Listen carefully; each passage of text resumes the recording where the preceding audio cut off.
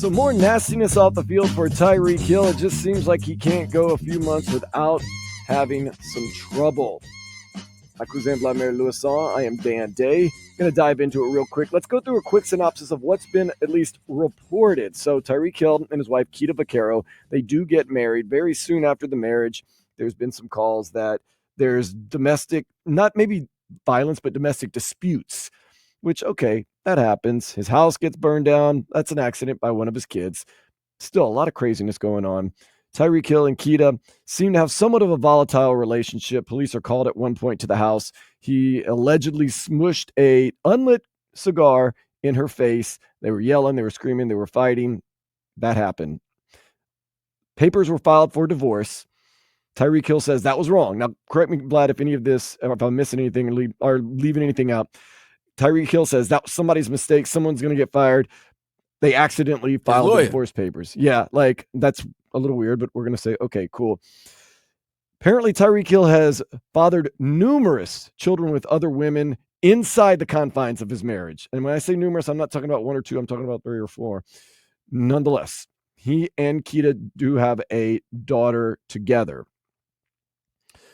Tyreek Hill has the plus-size model that he tackled in the backyard, injured her, and for some reason, he took her upstairs to help her with her injury, and they ended up getting it on. This is all inside the confines of marriage. Sacked her in the bed. Yeah. So, yeah, he sacked her in the backyard and in the bed, whatever. So, the most recent incident, apparently there was an altercation between he and Keita Vaquero, his wife, and about him not being available enough and not being involved enough in their daughter's life. Apparently, it got pretty loud, and just so happens that his mother-in-law was there. She called the police because she was scared for not only her own life, her daughter's life, but especially her granddaughter's life, because at some point there's mention of Tyreek Hill picking up the daughter. Now, there was no mention of anything wrong, nonetheless. So the police come, and cooler heads prevail, and they say, we're not pressing charges, neither of us. It's just it's a domestic dispute. And Keita says she's filing for divorce. So Tyreek Hill now apparently is filing for divorce a second time, or someone's filing for divorce a second time. Miami Dolphins, I think, have actually done the right thing here, Vlad. And you could say a lot of things about the Dolphins. The Dolphins are approaching this, at least for right now, as this is a personal matter. This is a private matter. This does not have anything, quote unquote, legally to do with us. Now, I understand that. I think the Dolphins are doing the right thing, number one, by saying we're going to stay out of this because this is a private issue, but it doesn't help anything out. And with all that going on, I think if you're the Dolphins, you have to go to Tyreek Hill and say, you cannot be a captain of this team this year. You have enough going on in your life. You need to, we're going to help you as much as we can, get your life in order as much as we possibly can, but you can't be a captain of this team. After walking out on the team last year and all the personal stuff off the field, you need to focus on that. The rest, there's other talk about possibly being traded. Do you think there is any fire to that smoke that Tyreek Hill possibly could be getting traded because of the actions on and off the field? Yeah. I think, well, you know what? Hold on. Let me say this. I think they would, but they won't because of the fact that this is the first year of his contract extension. Right. So I remember reading Omar's article saying that Tyreek will be here in 2025. I think if so they too. had a chance, though, if somebody was willing to be, if somebody was, I don't want to say stupid enough, right? But if somebody was desperate enough that they wanted to take the full contract, yeah, that's hard. Yeah, but I think after this season, unless he really gets back to year one, Tyreek, I think it's just his days are numbered here in South Florida with the Dolphins because it's just the talent. It's getting to the point right now. The transgressions is not worth the talent. Right, that's the thing. When you're producing 1,700, 1,800 yards a season, you can kind of say, he has his demons. The first 2 years because you haven't seen anything like this, and then listen, everybody loved Tyreek because he was the first player of notoriety, of status that was shouting out Tua, and as everybody was playing, when he was like, "Oh, Tua throws better than Patrick, or he's more accurate than Patrick," and all of that. And it was just like, how are you saying that? And then you see what the numbers they put up together. Yeah, he was the best player. You know, the league, the players in the league gave him the number one spot over a year ago as the number one player in the league. So yeah, and you guys, you know, this market, this city, they love flash, they love speed, they love when, you know, they're the it thing and everybody wants to see them, and they're must see TV, Sports Center top 10 on Sundays or Mondays or Thursdays. So yeah, but you also know he has a history of making questionable decisions that can lead to unfortunate consequences, and boom, it happened. He seems to be spiraling out of control too, and it's But starting to affect his game a little but bit. that's the problem. It's not like he's the type of person, unfortunately. I mean, it's not like, okay, one bad thing happens, he gets scolded or he gets caught or whatever, and then it stops. Then it's like one bad thing happens, then another bad thing happens, and it starts to snowball. So just over the last 6 months, you mentioned the stuff, but think about it, like from the beginning of the football season, the incident right down the like right at the parking, right at the stadium, right? And we all gave him a pass on that because we know cops are kind of shady, no fun, you know, Right. and they're aggressive. And we also saw that the other Dolphin players who saw that, and one was former defensive tackle Calais Campbell and Jonnu Smith, who have been nothing but just Pillars of the community. great pillars of the community, just great players, just guys Leaders. who don't have a track record of being in trouble. So when they also saw what happened, they saw what happened to their teammate and they spoke on it. It was like, oh man, that was unfortunate to Tyreek, right? We know this happens, right? Cool. Tua gets hurt, season's bad, he's not putting up the numbers.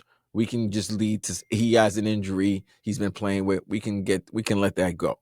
But end of the season, last game, when you don't want to play with your team anymore and it's heard on TV, and then the post-game reaction, and then the trolling on Twitter, and then the apology, the apology during the Super Bowl week, and then trolling again on Twitter, and then now this, it's getting to the point where it's not worth the risk, is not worth the reward, bro. Which this is something I've been thinking about all week with all the trials and tribulations of Tyreek Hill. Did it get to a point that Kansas City Chiefs at some point got to it and looked at it and they said, saw it and they realized, right, they were like, and they you know said, what? We maximized what we needed out of it, and look, let's just trade him. And look what happened. That trade of Tyreek got them McDuffie, who's one of the best cornerbacks in the league, and they got them to 3 Super Bowls, and they won 2 of them. Yeah, 2 of the 3. Did they not see maybe the writing on the wall, and they say he's a super talent? He's eventually, we're gonna have to pay him a lot of money,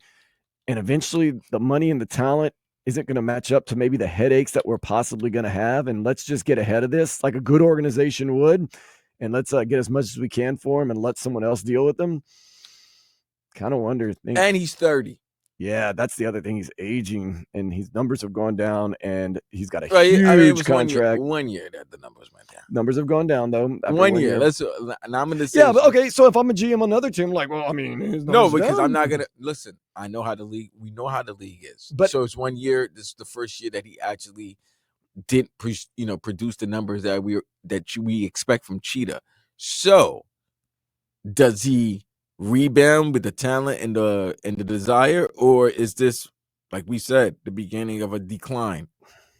I'm afraid that some of the off the field stuff is starting to bleed on the field, and therefore you're seeing a very unstable human being off the field, definitely. And maybe that's why you saw some of the drop off this year on the field. I don't know. I feel as though he's going to be with the Dolphins this year, and I feel as though he's going to be productive. But man, there is a lot to unpack right there, and there is a lot going on. And he has proven, Vlad, what do we say? Like, Cheetah don't change its prints. Like, it just every couple of months, it's something. And it's going to continue to be. And that's what I'm saying. And you're talking about a guy who's going to be 30. He's in his 30s, and in another year after this, after the 26th season, correct? He's going to look at it as, you know what? I'm 31, 32. I'm a 32. If I'm still putting up good numbers, say he's getting like these next 2 years, he's put up 1,300, 1,500 yards. Yeah, 15. he's gonna want another big deal again, and he's gonna do things, and then you might get a Jimmy Butler type of situation. Like, these are the type of things you deal with superstar players who have a history of showing that when they don't like things, they act up.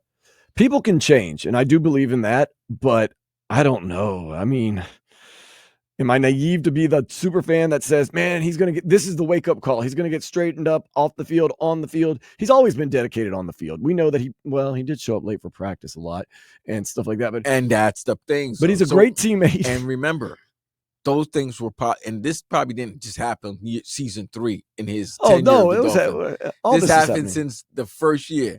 But you know what? When you're putting up 1,800 yards, when you're trying to break the Calvin Johnson record for most yards in the NFL season, that's going to be swept away when the team is going to the playoffs. How long did we know about Jimmy Butler's situation where he traveled by himself, he stayed by himself, he got extra tickets, he got preferential treatment? Nothing was said about that because he was producing. This year, he caused a stink. Oh, yeah. Well, not this year. Last year and this year. Last year, we let it slide. This year, no more sliding. So, if this is what I think, the Dolphins, Chris Greer, and everybody should see what happened with their patrons, with their cohorts in Miami, and not allow the situation to get like this. But you messed up already because you're stuck now. You're stuck with him because you gave him the contract extension. Yeah. And what did I say? What have we said before? If there was a year they could mess up, it was last year. But unfortunately, 2025 is going to really be a nasty year for them. Nasty work. And everybody, because everybody got their extension. Right. Waddle. That credit card is maxed out. McDaniel. Tua. Tyreek. Jalen Ramsey, who's going into his 10th season in the league. What I'm saying is this, too. You didn't set the precedent. So now you sit, what do? You sit Tyreek down. We need to get some things clear right now. You need to show up on time for practice. You need to act right off the field. You get no special treatment. And you know what he's going to do? Exactly what Jimmy Butler did. Shut up. And the fact of the matter is, if he starts acting up and you want to trade him, you're not going to get the value that you think, because everybody's going to know you got to get rid of him. Because like I said, as a good GM would do, you sell the low points because you want to buy low. He had a bad season last year. He's getting older. He has off-field issues. He's coming off a wrist surgery. Why should I give you top dollar for him? You're trying to unload him. You're desperate to sell. I'm not desperate to buy. Now, I'm not saying that all that's true, but I'm saying as a good GM, that's the way you're approaching Chris Greer. And, Chris Greer never know what he's going to get out of it. But, yeah, it's a tough situation. I think the Dolphins right now, it's just kind of a wait and see. Let's get as much help as we can for you right now. If an unbelievable deal does come across, I hate to say it, you probably have to, you have to go take the deal. But I just don't see an unbelievable deal coming right now with that huge contract, with the age, with the baggage. But it's getting to a point, Vlad, where the baggage is outweighing the stats. If it's not already gotten to that point. It's bad, bro. And we all get into fights into our relationships, and it all gets, and when I say it turns nasty, it's arguments. I don't know how the argument really went. I heard the phone call. It didn't sound nice, but when do arguments between couples ever sound nice? They don't. Nah, when Mom Duke says, seems scared, it's not good. No, it's not good. Not good. Okay. Well, we got that nastiness behind us. Hopefully everyone gets the help they need. Everyone takes care of their business. Like I said, I'm worried not just about the Miami Dolphins. I do worry about Tyreek Hill and their kid and Keita Vaccaro. I want everyone to be happy. So hopefully everyone ends up happy. Everyone gets the help they need and everybody gets back on the right track. We're going to be hoping that all that happens.